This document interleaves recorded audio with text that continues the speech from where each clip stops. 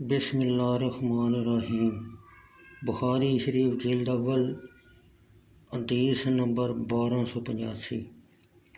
حضرت عروہ بن زبیر رضی اللہ تعالیٰ عنہ نے کہا کہ انہوں نے حضرت اسماء بنت ابو بکر صدیق رضی اللہ تعالیٰ عنہ کو فرماتے ہوئے سنا کہ رسول اللہ صلی اللہ علیہ وسلم خطبہ ارشاد فرمانے کے لیے کھڑے ہوئے اور قبر کے فتنہ کا ذکر کیا، جس فتنہ میں آدمی مبتلا ہوتا ہے۔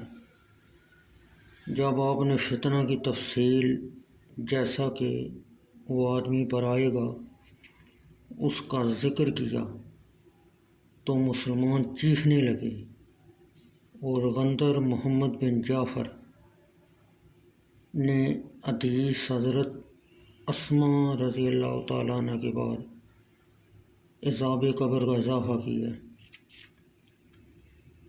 بخاری شریف جلد اول حدیث نمبر 1286۔ حضرت قتادہ رضی اللہ تعالیٰ عنہ نے روایت کی کہ حضرت انس بن مالک رضی اللہ تعالیٰ عنہ نے صحابہ کرام سے بیان کیا کہ رسول اللہ صلی اللہ علیہ وسلم نے فرمایا، بندے کو جب اس کی قبر میں رکھا جاتا ہے اور اس کے دوست احباب اس سے واپس لوٹتے ہیں اور وہ ان کے جوتوں کی آواز سنتا ہے، اور اس کے پاس دو فرشتے منکر نکیر آتے ہیں اور اس کو بٹھا لیتے ہیں اور کہتے ہیں، تو اس شخص محمد صلی اللہ علیہ وسلم کے بارے میں کیا کہتا تھا؟ چنانچہ مومن کہے گا، وہ اللہ تعالیٰ کے بندے اور اس کے رسول ہیں۔ اس سے کہا جائے گا، تو آگ میں اپنا ٹھکانہ دیکھ، اس کے بدلے اللہ تعالیٰ نے تیرا ٹھکانہ جنت میں بنا دیا ہے، اور وہ جنت و جہنم دونوں کو دیکھتا ہے۔ حضرت قتادہ نے کہا، ہمیں بتایا گیا کہ اس کی قبر کشادہ کی جاتی ہے، اور قتادہ نے پھر حضرت انس رضی اللہ تعالیٰ عنہ کی طرف لوٹے اور کہا، منافق اور کافر ان سے کہا جاتا ہے، تو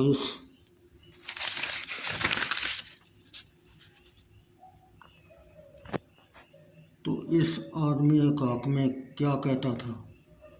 وہ کہے گا، معلوم نہیں، جو لوگ کہتے تھے وہی میں کہتا تھا۔ اور اس سے کہا جاتا ہے، تو نے نہ جانا اور نہ قرآن العظیم پڑھا، اور اس کو لوہے کے ڈنڈے سے مارا جاتا ہے اور وہ چیختا چلاتا ہے۔ اس کی چیخ کو انسان اور جن کے علاوہ اس کے قریب والے سب سنتے ہیں، اس میں فرشتے اور جانور سب شامل ہیں۔ حدیث نمبر 1287۔ بخاری شریف جلد اول عذاب قبر سے پناہ مانگنے کے بیان میں حضرت برہ بن عازب رضی اللہ تعالیٰ عنہ نے حضرت ابو ایوب خالد بن زید انصاری سے روایت کی، انہوں نے کہا، نبی اکرم صلی اللہ علیہ وسلم مدینہ شہر سے باہر نکلے اور تحقیق سورج غروب ہو چکا تھا۔ آپ نے ایک آواز سنی اور فرمایا، یہودیوں کو اپنے قبروں میں عذاب دیا جا رہا ہے۔ نصر بن شمیل نے کہا، ہمیں شیعہ بن اجاج نے بیان کیا، انہوں نے کہا، ہمیں عون نے بیان کیا، انہوں نے کہا، میں نے اپنے باپ ابو جعفہ وہب بن عبداللہ سوائی سے سنا، انہوں نے کہا، میں نے حضرت برہ بن عازب رضی اللہ تعالیٰ عنہ سے سنا، انہوں نے حضرت ایوب انصاری سے، اور انہوں نے نبی اکرم صلی اللہ علیہ وسلم سے روایت کی۔